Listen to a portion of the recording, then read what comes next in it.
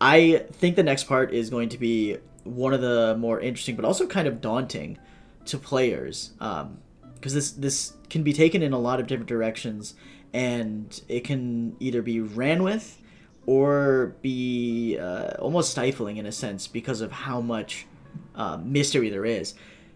The skills. It's a very peculiar situation to have a game that does not have skills for you to pick and choose from, does not have the point system for you to like class out and spec out your character with these kind of items and these kind of skills and these kind of armor pieces. Talk a little bit about how this game is going to deal with those kind of abilities. I hope people find it freeing not to be tethered to a skill buying system. Well, this all circles back to the WYSIWYG, right? The what you see is what you get. Why should I limit somebody that you need to take the blacksmithing skill? Just bring your kit. If you can find a way to bring your forge, right? I'm going to really hammer, no pun intended, this blacksmithing example, right? Bring a forge. If I have all these cool ideas and all this cool equipment, and I want people to use it, and I want to get people involved.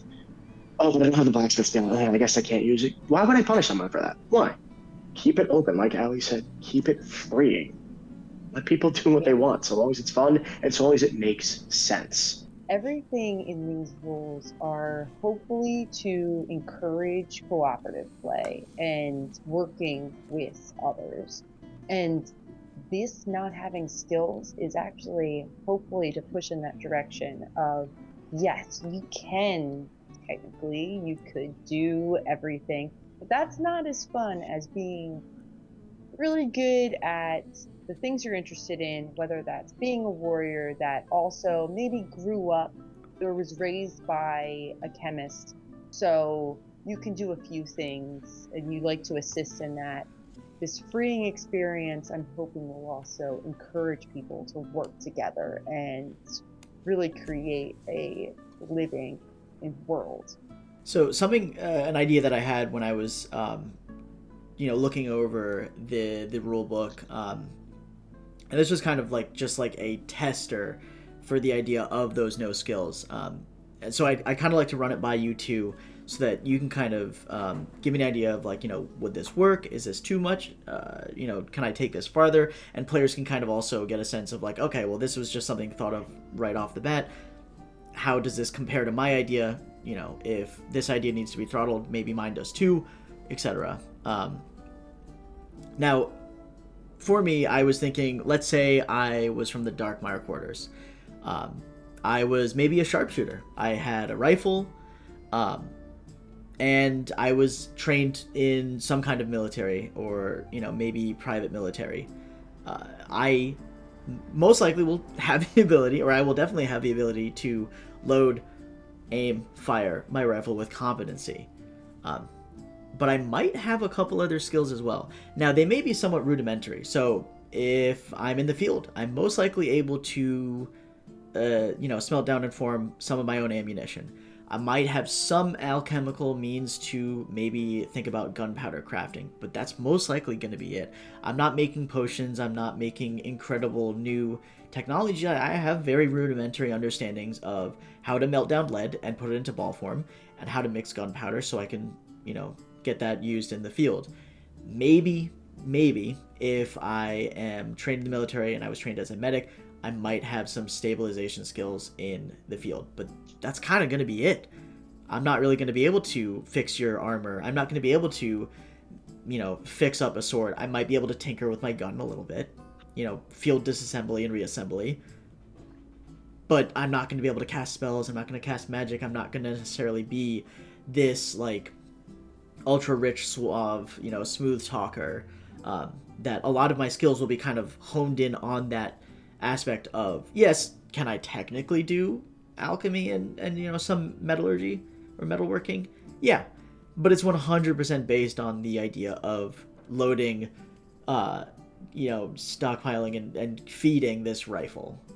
Does that kind of like sit well? Does that, make sense? Or is that kind of like a... If it sits well with you, I think that is great. The thing, like, if you had then said, And I also went to mage school, and I can pull out a staff and then, stun someone. That's where it would get, really? If your character has a story, that's, tell that story, and your skills will make sense within that tale, just as yours did. I like how you did a very important thing that I think a lot of people kind of miss, is you put limits on yourself, right?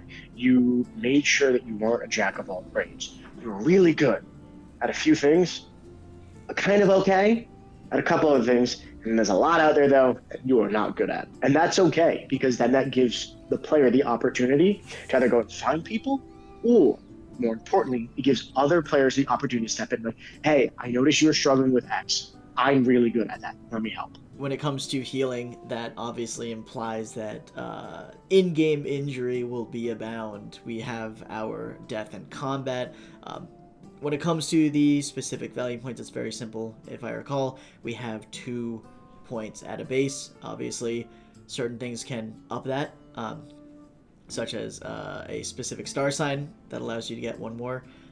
But we do also have these different states of wounded, on the brink, and perished. Now, if you want to talk a little bit about the combat, a little bit about, how we're going to be doing the combat and death in this game. I'll start with death. It's always been my favorite type of system to have death be optional.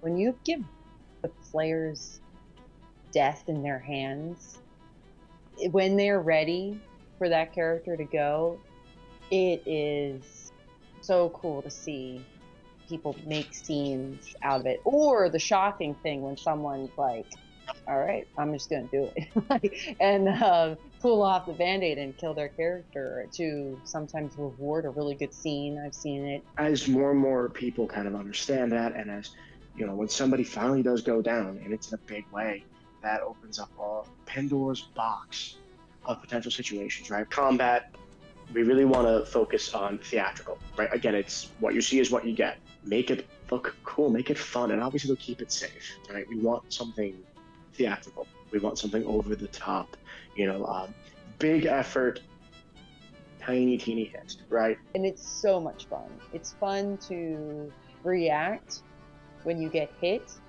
And then that rest of your fight, like, did you just get hit in the side? Your side really hurts the rest of the fight. Wherever you're choosing to fight in this world, you're not fighting to win.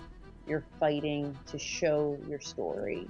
Final Battle Don't mentions obviously not striking non-combatants. That's something that we haven't really touched on yet at the moment. Obviously, this will infer that there will be non-combatants that are going to be engaging in the story, the gameplay of Faeble.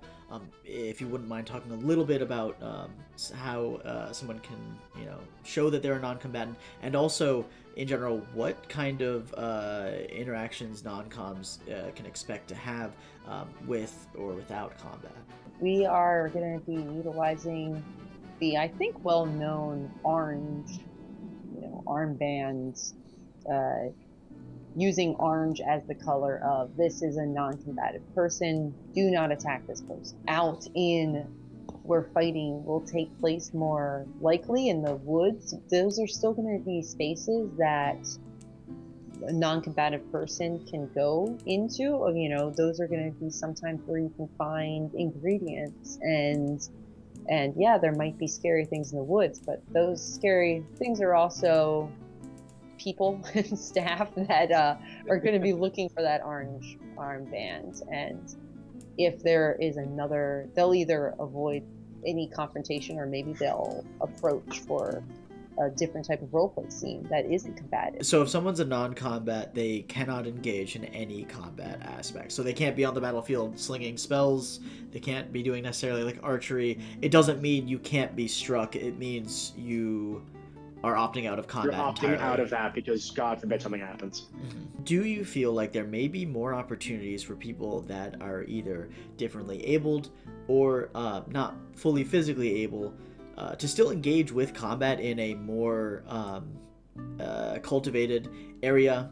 So if someone isn't necessarily fully physically able but still wants to do a combative role, will Faeble maybe potentially give them opportunities, once again, cultivated opportunities, with supervision to still have that combative story. If someone wants to be a combatant, they're welcome to do so, and we will help in any way we can to make that happen.